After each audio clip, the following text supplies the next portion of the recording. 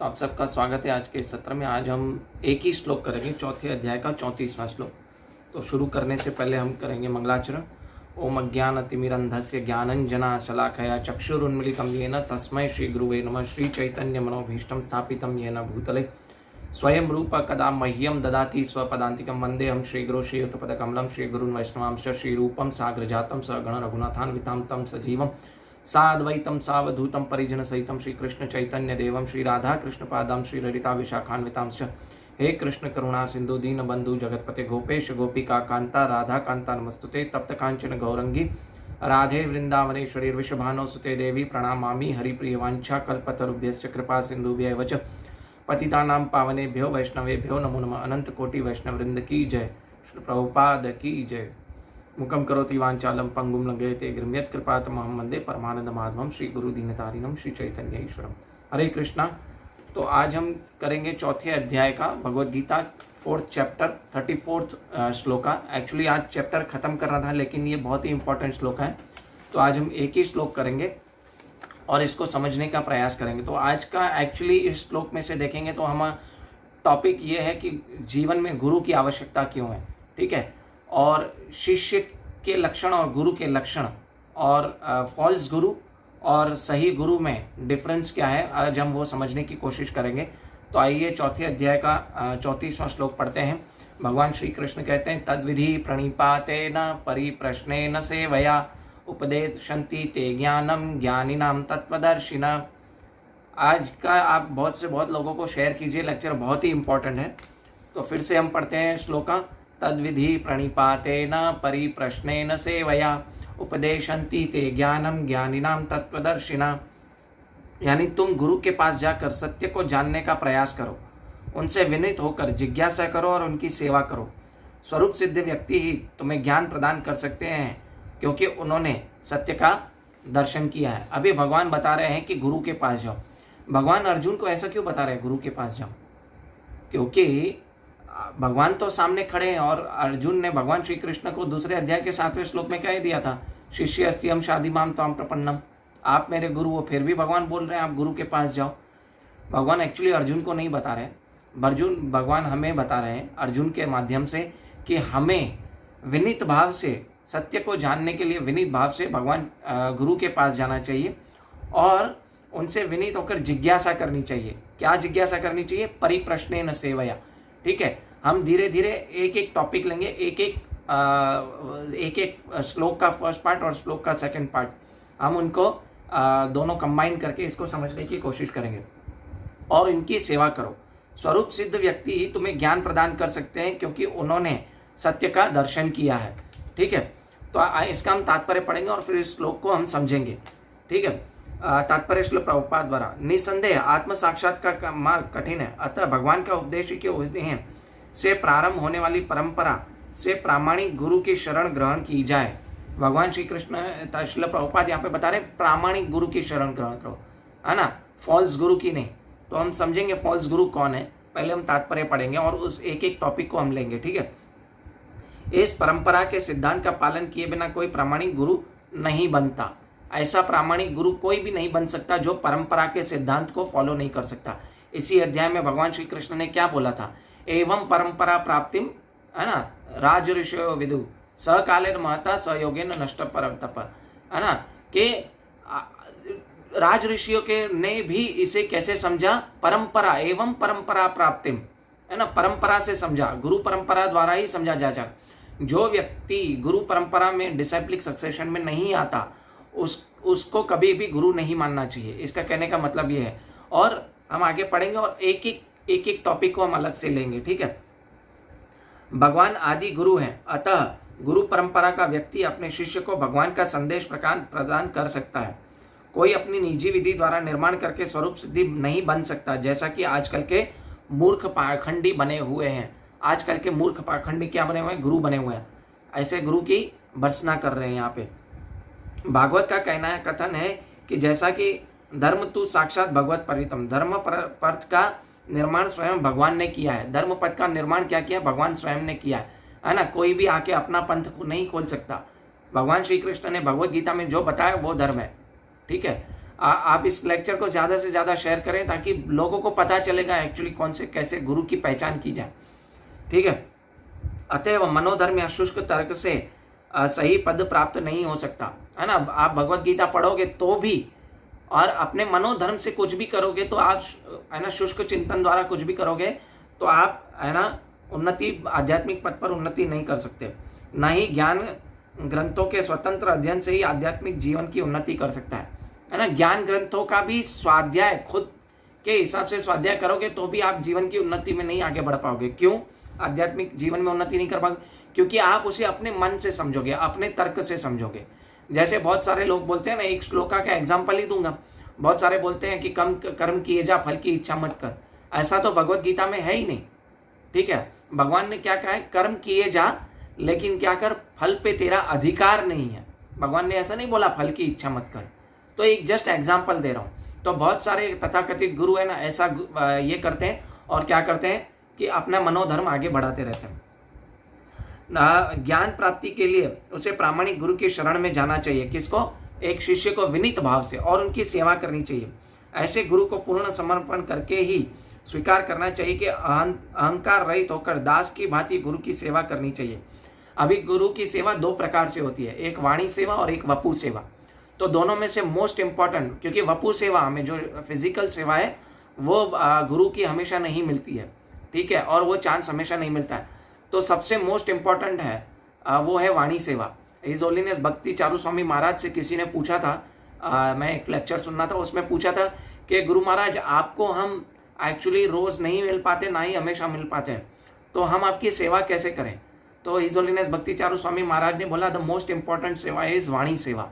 मैं जो कहता हूँ आप उसकी सेवा करो, उसका है ना आप पालन करो, वो सबसे बड़ी अच्छी सेवा होगी। ऐसे गुरु को पूर्ण समर्पण करके ही स्वीकार करा जाए और अहंकार रहित होकर दास की भांति गुरु की सेवा करनी चाहिए। स्वरूप शुद्ध गुरु की प्रसन्नता ही आध्यात्मिक जीवन की प्रगति का रहस्य है। जो व्यक्ति की आध्यात्मिक प्रसन्नता, आध्यात्मिक जीवन की प्रगति क्या है? स्वरूप सिद्ध गुरु की प्रसन्नता। और स्वरूप शुद्ध गुरु की प्रसन्नता क्या है? जो भगवान की प्रसन्नता है ना। ठीक है, बिना विनीत जिज्ञासा और विनीत भाव में मेल से आध्यात्मिक ज्ञान, जिज्ञासा और विनीत भाव से के मेल से आध्यात्मिक ज्ञान प्राप्त होता है। बिना विनीत भाव तथा सेवा के विद्वान गुरु से की गई जिज्ञासा भावपूर्ण, प्रभावपूर्ण नहीं होती। यानी हमारे बिना विनीत भाव से कोई भी जिज्ञासा करो तो वो क्या होती है? वो भावपूर्ण नहीं होती है। शिष्य को गुरु परीक्षा में उत्तीर्ण होना चाहिए, और जब गुरु शिष्य में वास्तविक इच्छा देखता है तो स्वतः ही शिष्य की आध्यात्मिक ज्ञान का आशीर्वाद देता है ना। हमारे यहाँ पे गुरु महाराज एक आशीर्वाद देते हैं सबको, शिष्यों को। क्या आशीर्वाद देते हैं? कृष्णमति रस्तु, क्या आपको कृष्ण भक्ति मिले। ठीक है, इस श्लोक में अंधानुगम तथा निरर्थक जिज्ञासा, इन दोनों की भर्त्सना की गई है।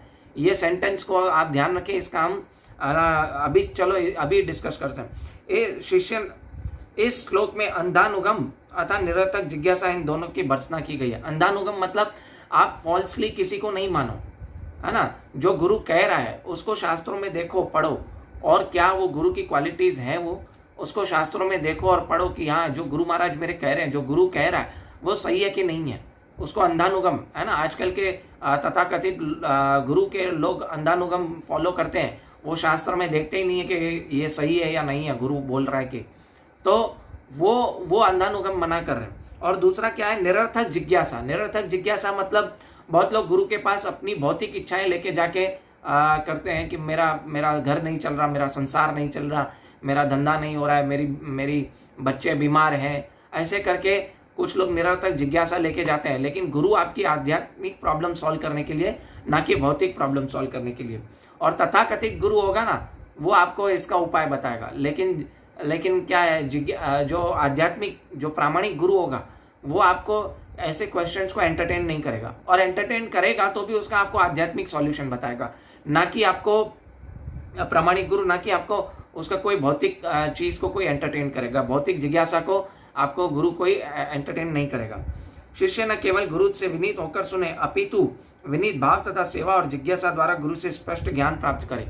विनीत भाव से यानी सबमिसिवली सुनना है और उसको फॉलो करना है। ठीक है, इसी जिज्ञासा द्वारा क्या होता है, स्पष्ट ज्ञान प्राप्त होता है।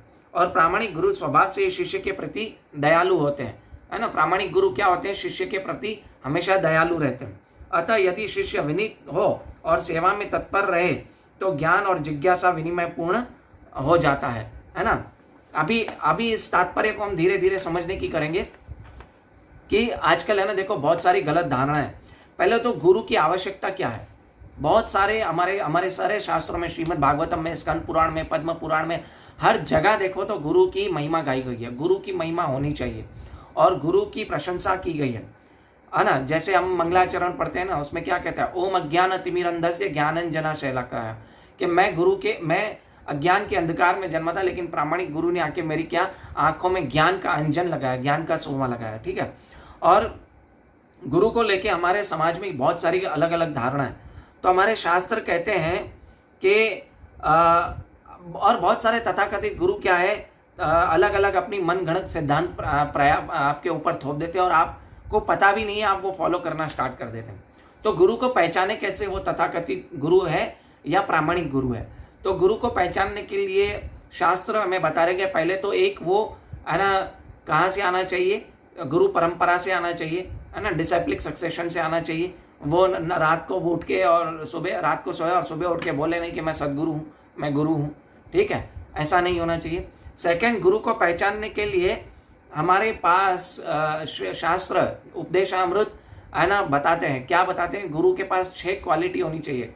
मतलब एक उपदेशामृत का श्लोक है कि वाचो वेगम मनसा क्रोध वेगम जिह्वा वेगम उदर उपस्थ वेगम। जिसके पास ये 6 वेग हैं, 6 वेग को कंट्रोल करने का ना साहस है, और 6 वेग को जो व्यक्ति कंट्रोल कर सकता है वो एक्चुअली प्रामाणिक गुरु है। कौन से 6 वेग हैं, वाणी वेगम, यानी जो बोलता है उसका वेग को वो कंट्रोल कर सकता हो। मन का वेग, यानी वो मन के वेग को कंट्रोल कर सकता हो। क्रोध का वेग, यानी उसको क्रोध ना आता हो। चौथा है जीवा वेगम, यानी उसको अपनी इंद्रियों के ऊपर कंट्रोल हो। पेट का वेगम, यानी उसको अपनी भूख के ऊपर भी कंट्रोल हो। और छठा है कि जनेंद्रियों का वेगम, है ना, जो आपके जेनिटल्स हैं उसके वेग को कंट्रोल कर सके। ऐसा व्यक्ति सारे पृथ्वी में, है ना, पृथ्वीम अपिम स पृथ्वीमाम अपिम शिष्यम, ऐसा व्यक्ति हर पूरे पृथ्वी में शिष्य बना सकता है। लेकिन वो फिर भी कहाँ से आना होना चाहिए, गुरु परंपरा से आता होना चाहिए। अभी हम एक और चीज देखते हैं कि बहुत सारे लोग, है ना, मूर्ति puja should not be done. आपके प्रश्न का आंसर मैं अभी देता हूँ। ठीक है, पहले हम ये करेंगे और उसका मैं आपके प्रश्न का 100% उत्तर दूंगा। मैं आपके प्रश्न का उत्तर शास्त्रों से दूंगा। ठीक है, अभी गुरु के बहुत सारे लोगों में ना बहुत सारी गलत 3 धारणाएं हैं, 3 मुख्य धारणाएं हैं, वो गलत धारणाएं पैदा हुई हैं। क्या, पहले तो गुरु अपने आप के खुद के गुरु बनो, फिर दूसरा है गुरु भगवान है, और तीसरा है गुरु ही साधना और साध्य है। ये 3 गलत धारणा है।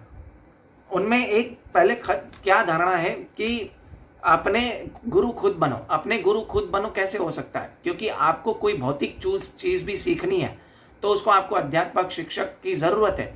जैसे स्विमिंग हो गया, ठीक है, जैसे आप देखो कि मैथ सीखना है, साइंस सीखना है, कुछ भी सीखना है, साइकिलिंग सीखना है, आपको गुरु की जरूरत है। ठीक है, तो भौतिक ज्ञान के लिए आपको गुरु की जरूरत क्यों नहीं है, है ना। भौतिक ज्ञान के लिए, आध्यात्मिक ज्ञान के लिए गुरु की जरूरत पड़ती है। तो ये धारणा गलत है कि खुद के गुरु खुद बनो। नहीं, ये तो हिप्पीज की धारणा हो गई ना, क्योंकि ये सिद्धांत कहने में ही गलत है। ऐसे लोग क्या सोचते हैं कि ये सोचते हैं कि सुनो सबकी करो मन की, ये तो हिप्पीज करते थे पहले। तो ऐसा नहीं होना चाहिए। ठीक है, तो गुरु जो है वो कौन होता है, जो गुरु तो शास्त्रों का ज्ञान देता है आपको। उसके लिए हमें क्या करना चाहिए, आध्यात्मिक ज्ञान के लिए हमें क्या करना चाहिए, गुरु के पास जाना चाहिए, प्रामाणिक गुरु के पास। इसीलिए अपने गुरु खुद बनो, ये क्रॉस, इसको भी क्रॉस लगाओ। फिर दूसरा है गुरु भगवान है। एक्चुअली ऐसे लोगों को है ना, बहुत लोगों को है ना ये मंत्र बहुत अच्छा लगता है, गुरु भगवान है। स्कंद पुराण में एक मंत्र आता है ना, गुरु ब्रह्मा गुरु विष्णु गुरु देवो महेश्वर गुरु साक्षात पर ब्रह्म तस्मै श्री गुरुवेर नमः। ठीक है, ये मंत्र लोग क्या सोचते हैं कि इस मंत्र का हवाला देके बहुत लोग क्या बताते हैं कि गुरु भगवान है ना। पर ऐसा नहीं है। गुरु का असली कार्य क्या है कि वो आपको बताए कि गुरु भगवान कौन है और गुरु हमें भगवान के साथ कैसे जोड़ते हैं। असली गुरु कभी नहीं बोलेगा कि गुरु भगवान है। जैसे श्रील प्रभुपाद ने इस्कॉन को स्थापना की। बहुत सारे लोग इस्कॉन को जानते हैं, लेकिन वो क्या किसको नहीं जानते? श्रील प्रभुपाद को बहुत सारे कम लोग जानते हैं। मैं खुद जब भी 4 महीने मैं चैंटिंग किया, उसके बाद मुझे पता चला श्रील प्रभुपाद कौन है। मैंने भगवत गीता 4 महीने पढ़ी नहीं थी, मैं तो खाली सिर्फ 4 महीने पहले चैंटिंग में लगा दिया। उसके बाद मैं साधु संघ में आया, इसमें आया, तो तभी मुझे पता चला कि गुरु एक्चुअली श्रील प्रभुपाद है ना, गुरु है। उन्होंने अपने आप को कभी आगे नहीं रखा। वो चाहते तो अपने आप को आगे रख सकते थे, लेकिन नहीं, उन्होंने पूर्ववर्ती आचार्यों की टीचिंग्स को आगे रखा। भगवान श्री कृष्ण की टीचिंग्स को एज अ पोस्टमैन हमें आगे दिया एज इट इज। ठीक है, तो हमें इससे समझ में आता है कि गुरु भगवान नहीं हो सकते। लेकिन आजकल के गुरु क्या होते हैं? अपने आप को भगवान मानते हैं। और हम गुरुओं के पास क्यों जाते हैं? आध्यात्मिक प्रश्न पूछने नहीं जाते। हम क्या जाते हैं? हम अपनी भौतिक प्रश्न पूछने के लिए जाते हैं। जैसे मेरा बेटा ठीक नहीं है, मेरे बेटे की नौकरी नहीं लगी है। गुरु इस कार्य के लिए नहीं है। अभी हम इस श्लोक का हम थोड़ा है ना समझने की कोशिश करेंगे कि गुरु ब्रह्मा गुरु विष्णु गुरुदेव महेश्वर गुरु साक्षात पर ब्रह्म तस्मै श्री गुरुवे नमः। इसका एक्चुअली है ना इसका है ना निचोड़ क्या है, इसको हम समझेंगे। गुरु ब्रह्मा का मतलब है कि वो ब्रह्मा की तरह, जो भगवान है, जो गुरु है, वो ब्रह्मा की तरह आपके आध्यात्मिक तत्व की आपके हृदय में सृष्टि करता है ना। गुरुर ब्रह्मा गुरुर विष्णु मतलब आपके भक्त की शिष्यों की आध्यात्मिक ज्ञान का देखरेख करता है, आध्यात्मिक ज्ञान का पालन करता है। ठीक है, पालन पोषण करता है, भरण पोषण करता है। गुरुर महेश्वर है ना, गुरुर ब्रह्मा गुरुर विष्णु गुरु महेश्वर है ना। गुरु महेश्वर का मतलब है कि वो शिव जी की तरह आध्यात्मिक ता में आने वाले सब संशय, सब डाउट्स को दूर करता है ना। वो गुरु जी वो है ना, इसलिए है। और तस्मै गुरु साक्षात पर ब्रह्म का मतलब क्या है कि वो भगवान को बहुत प्रिय है, इसलिए भगवान उनको अपने आप से अभिन्न मानते हैं। लेकिन गुरु अपने आप को क्या है, अपने है ना, वो अपने आप को भगवान नहीं कहता, वो प्रामाणिक गुरु है। ऐसे गुरु को मेरा तस्मै श्री गुरुवे नमः, ऐसे गुरु को मेरा प्रमाण है। तो गुरु ब्रह्मा मतलब मैंने क्या बताया, वो भक्त के अंदर जो अपने शिष्य है उसके अंदर क्या करता है, आध्यात्मिक तत्व की सृष्टि करता है। गुरु विष्णु का मतलब क्या है, वो भक्तों शिष्यों को आध्यात्मिक ज्ञान का भलन पोषण पालन पोषण भक्ति का पोषण करता है ना। जैसे है ना एक श्लोक है ना, ब्रह्मांड ब्रह्मिते कौन भाग्यवान जीव गुरु प्रसाद कृष्ण पायो भक्ति लता बीज, है ना। वो ब्रह्मा की तरह भक्ति लता बीज डालता है, फिर वो क्या करता है, भक्ति लता बीज को विकसित करता है, भलन पोषण करता है। और शिव जी की तरह क्या करता है, आध्यात्मिक ता में आने वाले संशय को दूर करता है। यानी गुरु हमारे अंदर है ना, जैसे भक्ति फलित होती है, उसके बाद हमारे अंदर जो भी संशय है, जो भी डाउट्स है, उसको क्लियर करता है। तस्मै श्री गुरुवे नमः, है ना। गुरु साक्षात पर ब्रह्म तस्मै श्री गुरुवे नमः, यानी वो गुरु पर ब्रह्म, गुरु भगवान को बहुत प्रिय है, इसलिए भगवान उनको अपने आप से अभिन्न मानते हैं। ऐसे गुरु को मेरा प्रणाम है। फिर तीसरा है ना डाउट क्या है, गुरु ही साधन और साध्य है। बहुत सारे लोग बोलते हैं ना गुरु ही साधन और साध्य है। गुरु और साधन और साध्य नहीं हो सकता। जैसे बहुत सारे गुरु लोग है ना, तथाकथित गुरु आते हैं, वो क्या कहते हैं, वो क्या करते हैं, अपना आपको कुछ गुप्त मंत्र देते हैं, और वो क्या करते हैं, भगवान को मंत्र को छोड़कर आपका गुरु को मंत्र दे देते हैं, और वो क्या करते हैं, इसको जपो। और वो आपको क्या कहते हैं, आपको और कुछ करने की जरूरत नहीं, ये मंत्र जपो। गुरु अपना मंत्र देते हैं, शास्त्रों का मंत्र नहीं देते। और फिर क्या कहते हैं, ये मंत्र जपो, मृत्यु के समय मैं तुम्हें मुक्ति दूंगा। अरे मूर्ख, तुम मृत्यु तो के समय मुक्ति है ना सिर्फ मुकुंद दे सकते हैं, भगवान श्री कृष्ण, और कोई नहीं दे सकता, है ना। इसीलिए शास्त्रों में कहा गया है, सांप्रदाय विहीन जो भी मंत्र होता है उसको नहीं मानना चाहिए, उसको नहीं मानना चाहिए, वो निष्फल है, वो नहीं करना चाहिए मंत्र। इसीलिए कलयुग में हमारे यहाँ पे 4 संप्रदाय बताई गई हैं, श्री संप्रदाय, रुद्र संप्रदाय, ब्रह्म गौड़ीय वैष्णव मठ संप्रदाय, और चौथा है सनत कुमार, है ना, कुमार संप्रदाय। ये 4 संप्रदाय से बाहर जाके अगर आप कोई भी मंत्र जपोगे तो आपको मुक्ति नहीं मिलेगी। ठीक है, इसीलिए यहाँ पर क्या सिद्ध हो गया कि गुरु साध्य और साधन नहीं है, भगवान ही साध्य है और साधन है। भगवान का नाम जो है वो साधन है और भगवान साध्य है। इसीलिए गुरु हमें क्या करते हैं, गाइड करना चाहिए, हमें रास्ता बताने चाहिए, रास्ते पर चलना चाहिए। इसीलिए मैंने आपको क्या बताया, श्रील प्रभुपाद को बहुत लोग नहीं जानते हैं, लेकिन इस्कॉन को बहुत लोग जानते हैं। तो आज का श्लोक यहाँ पे ख़त्म करते हैं, और कल हम भगवान की कृपा से, गुरु महाराज की कृपा से हम ये अध्याय कंप्लीट करेंगे। अभी हुलुमन राजकुमारी जी, आपका प्रश्न था कि Hare Krishna Prabhu ji, very recently guy told that murti puja should not be done, what can be your answer on this? Very good question Mata ji. पहले तो 11th कैंटो का 21st चैप्टर पढ़ेंगे ना, उसमें भगवान श्री कृष्ण खुद है ना किसको बता रहे हैं कि है ना उद्धव को बता रहे हैं कि मेरा, उसमें पूरी है ना बहुत सारी पूरी विधि बताइएगा, और उसमें भगवान ने खुद कहा है कि मेरी जो अर्च विग्रह, पहले तो मूर्ति नहीं होती है, मूर्ति क्या है, आम्बेडकर की मूर्ति बना दी किसी ने, है ना, ये तथाकथित सचिन तेंदुलकर की मूर्ति बना के उसकी पूजा करते हैं, वो मूर्ति है। हम अर्च विग्रह बोलते हैं जिसमें प्राण प्रतिष्ठा होती है। 11th कैंटो में 21st चैप्टर है आई बिलीव, और उसका 11th श्लोका में तो भगवान श्री कृष्ण वहां से बता रहे हैं सब उद्धव को कि मेरी पूजा कैसे की जाएगी, कितने धातुओं की, 8 धातुओं की मेरी अर्च विग्रह बनेगी, और उसके बाद क्या होगा कि इसमें प्राण प्रतिष्ठा होगी और मैं वहां पे प्रवेश होऊंगा, ये मंत्र बोलेंगे, तो पांचरात्रिक विधि बताई गई है, उसके हिसाब से मेरी पूजा होगी।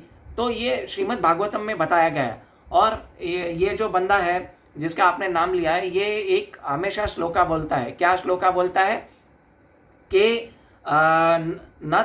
न तस्य प्रतिमा अस्ति बोलता है, ठीक है, आई बिलीव वो श्लोका बोलता है, लेकिन वो श्लोका अधूरा बोलता है। न तस्य प्रतिमा अस्ति का मतलब एक्चुअली क्या है कि मेरे जैसा रूप, मेरे जैसी प्रतिमा किसी और की हो नहीं सकती, मेरे जैसा मैं अकेला ही हूं और कोई नहीं हो सकता। ना तस्य प्रतिमा अस्ति का एक्चुअली मतलब ये है, ठीक है, लोगों को ये समझ में नहीं आता। और दूसरा, ब्रह्म संहिता में ब्रह्मा जी खुद कहते हैं, क्या कहते हैं कि भगवान अनंत है, गोविंद क्या बोलते हैं कि भगवान श्री कृष्ण का अनादि अच्युतम अनंत रूपम, और भगवान श्री कृष्ण जैसा कोई रूप नहीं है, अनादि है ना, अच्युतम अनंत रूपम। अच्युत यानी अपने स्थान से कभी नहीं गिरते, अच्युत इसलिए भगवान को बोला जाता है, भगवान हमेशा भगवान रहते हैं। और दूसरा अच्युत का मतलब है कि भगवान जो है वो अपने भक्तों की हेल्प करने में कभी नहीं चूकते, इसके लिए बोलता है अनादि अच्युतम अनंत रूपम। और ब्रह्मा जी भी खुद बोलते हैं कि भगवान श्री कृष्ण जैसा रूप किसी और का नहीं है, ब्रह्म संहिता में बोलते हैं। और ये ना तस्य प्रतिमा अस्ति का एक्चुअल अर्थ ये है कि भगवान जैसा रूप किसी और का नहीं हो सकता। इसका अर्थ ये नहीं है कि मूर्ति पूजा, मतलब जो अर्च विग्रह पूजा है, पहले तो मूर्ति बोलना नहीं चाहिए, ठीक है। और दूसरा वो क्या बोलते हैं कि ना तस्य प्रतिमा अस्ति का मतलब ये नहीं है कि मूर्ति नहीं होनी चाहिए, नहीं, ना तस्य प्रतिमा अस्ति का मतलब ये है कि मेरे जैसा रूप किसी और का रूप नहीं है, ठीक है। आई होप आपको समझ में आ गया होगा। और मैंने एक और लिंक, अपना नंबर डाला है, किसी को भी व्हाट्सएप ग्रुप में अगर ज्वाइन होना है तो ज्वाइन हो सकता है, आध्यात्मिक प्रश्न आंसर, क्वेश्चन एंड आंसर के लिए और डिस्कशन के लिए, ठीक है। और एक और प्रश्न है, हेल्प मी प्रभु जी, इस्कॉन को ज्वाइन कैसे करूं? आप अगर हरे कृष्ण महामंत्र जप कर रहे हो, ठीक है, और आपके आसपास में कहाँ पे रहते हो वो बताइए, वो सेंटर में आप जाइए। हाल फिलहाल अभी तो कोविड है, लेकिन आप ऑनलाइन सर्च करेंगी तो आपको किसी भी माता जी और प्रभु जी का नंबर मिल जाएगा, वहाँ कांटेक्ट करें। आपके आसपास देखें, पड़ोस में कोई आपको इस्कॉन का है या नहीं वो देखें। फिर आप ये भी देखें कि ऑनलाइन इस्कॉन डिज़ायर ट्री है, वहाँ पे आप ज्वाइन करें, रोज़ रोज़ लेक्चर सुने, ठीक है, यूट्यूब में जाके। और यूट्यूब में बहुत सारे इस्कॉन के महाराज हैं और ब्रह्मचारी लोग बहुत सारे ना रोज़ लेक्चर देते हैं, रोज क्लास लेते हैं। ऐसे करके आप इस्कॉन से अभी पेंडेमिक में तो ऐसे जुड़ सकते हैं। और देखिए जहाँ पे बहुत सारी ऑनलाइन क्लासेस होती हैं, जूम क्लासेस और वगैरह वगैरह होती है, वहाँ पे आप ज्वाइन करें। तो ऐसे देखें आप आपके कौन से शहर में, उस हिसाब से आप गूगल में सर्च करेंगे, कॉन्टैक्ट नंबर मिल जाएगा आपको इस्कॉन का। और हुलुमन राजकुमारी जी, आई बिलीव आपको आपके प्रश्न का आंसर मिल गया है। तो आप अगर मिल गया है तो हरे कृष्णा लिख के भेजिए। तो कृपया ज़्यादा से ज़्यादा लोगों को अपना ये लेक्चर शेयर करें। और मेरा यूट्यूब चैनल है, आज मैंने लिंक नहीं डाला, कृपया उसको भी फॉलो करें। और जिस किसी को भी व्हाट्सएप ग्रुप में ज्वाइन करना है और जिस किसी को भी व्हाट्सएप ग्रुप में क्वेश्चन एंड आंसर के लिए ज्वाइन करना है तो मैंने अपना नंबर दिया है, आप अपना नंबर भेज सकते हैं हरे कृष्णा लिख के, तो मैं आपको ग्रुप में ऐड करूँगा। ठीक है, हरे कृष्णा, दंडवंत प्रणाम।